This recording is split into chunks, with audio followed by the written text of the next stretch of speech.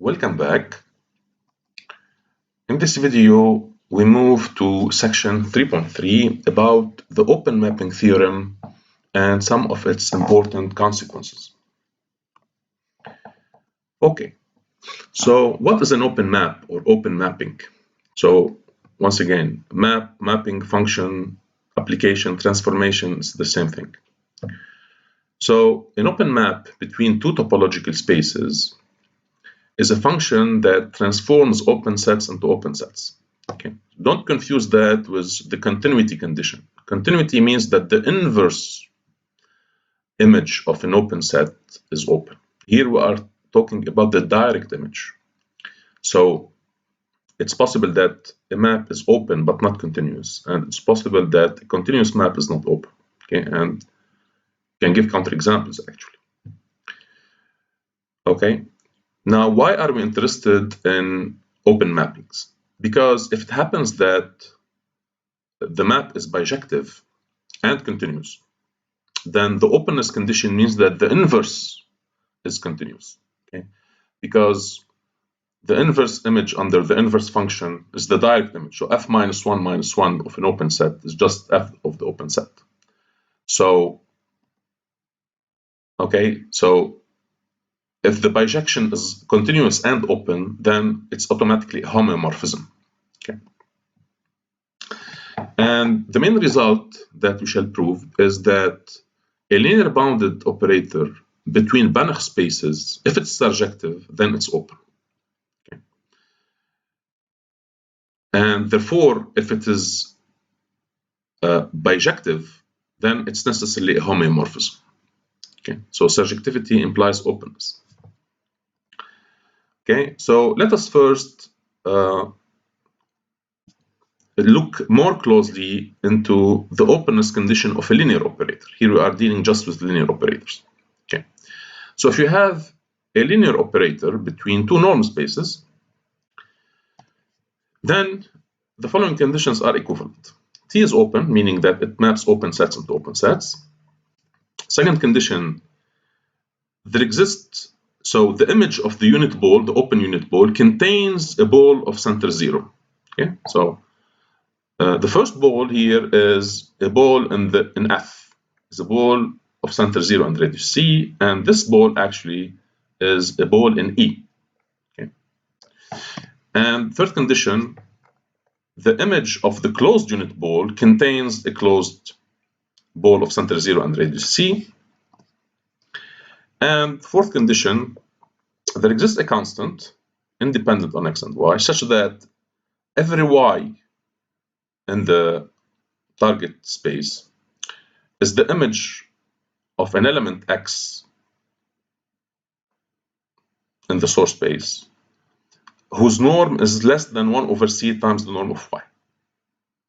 Okay. So this implies in particular that an open mapping is surjective. Okay, so let us prove that 1 implies 2. I'll try to prove that 1 implies 2, 2 implies 3, 3 implies 1. Okay, so 1 implies 2. Okay, since T is linear, it maps 0 into 0. So 0 belongs to the image of the unit ball. And since T is open, it maps open sets into open sets. So the image of the unit ball under T is an open set.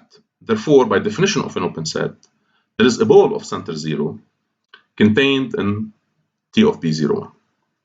Okay, so this is trivial. Okay, 2 implies 3 follows from these inclusions. So any open ball contains a closed ball of the same center, and the open ball is contained in the corresponding closed ball. Okay, so we used this ideas before. Okay, so 1 implies 3. 3 implies 1. So we have to prove that the image of an open set U under T is open. How do I prove that T of U is open? I go back to the definition. So I consider an arbitrary element in T of U, and I have to find a ball of center Y0 contained in T of U. So if Y of 0 belongs to T of U, then Y0 is the image of a certain element X0 in U by definition. And since U is open, then there exists a ball that I can take closed or open, doesn't matter. So, but here, since we are dealing with closed ball, it's okay. So there's a closed ball of center x0 and radius r contained in U. This is the openness condition of U. Now, we know from chapter 0 that this ball is a translation of the ball of center 0 and radius r, same radius. Okay? We proved that this ball is equal to the translate of this ball. And so if I apply t to both sides, so t of this translate is contained in t of u. So what does this mean? It means that for every x here, t of x0 plus x is contained in u, but t is linear, so t of x0 plus t of x is in u for every x here. So this means that y0 plus the image of this closed ball of center 0 and radius r is contained in t of u. So I just apply t to this inclusion, and I use the linearity of t.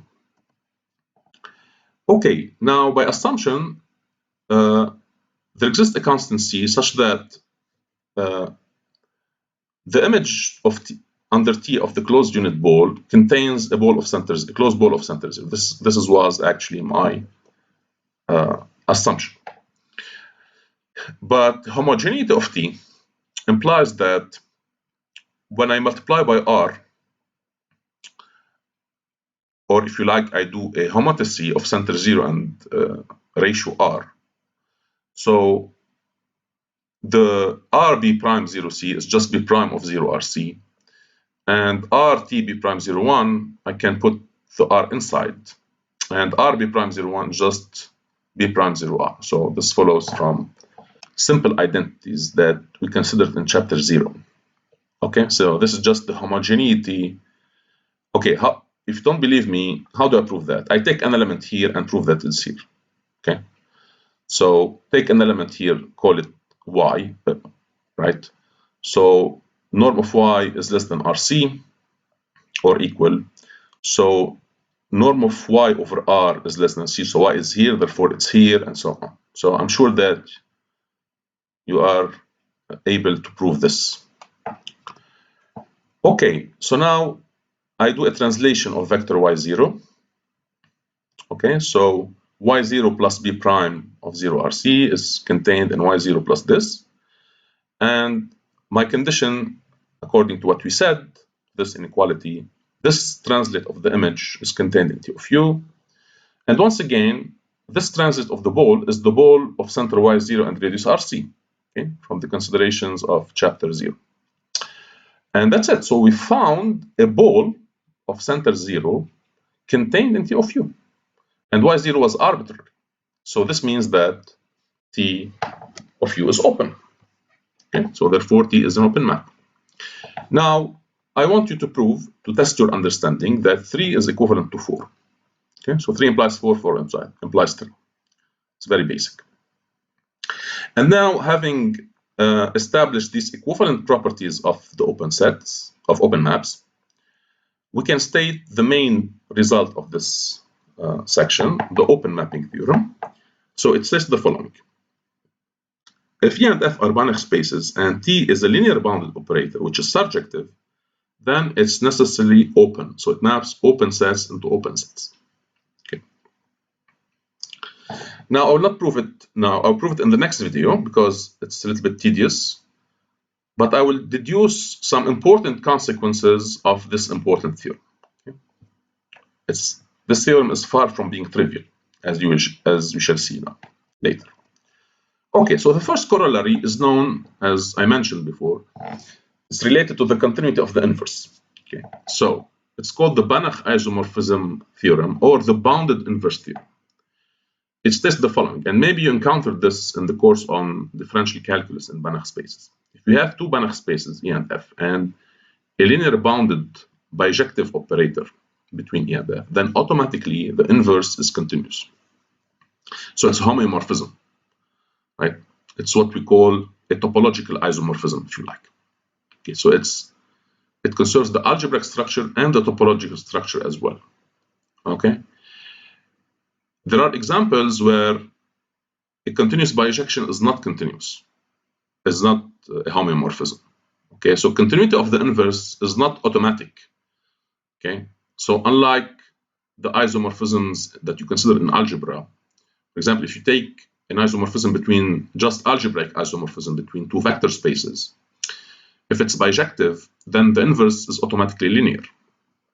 Okay, but we can give examples of a continuous bijection between two topological spaces whose inverse is not continuous, so it's not a homeomorphism. So this is why in the condition of a homeomorphism we include continuity of the inverse. Okay, and this is not a trivial thing. Okay, so why this is the consequence of the open mapping theorem? Because as I mentioned in the beginning, what does it mean that T is open? It means that it maps an open set into an open set. Okay, but T of u, for example, is what? Can be written as T minus 1 minus 1. So the inverse image under T minus 1 of an open set is an open set. And this is precisely the continuity condition of the inverse. Okay, just right. Okay. So, and I should mention that completeness of the spaces is essential, because I will give a counterexample in the exercises where of a bijective linear continuous map whose inverse is not continuous. Okay.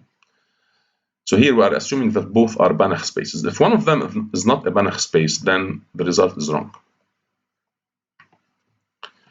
Okay, second corollary, equivalence of two norms. So suppose that we have two norms, norm 1 and norm 2, on a vector space E. And suppose that norm 1 is stronger than norm 2.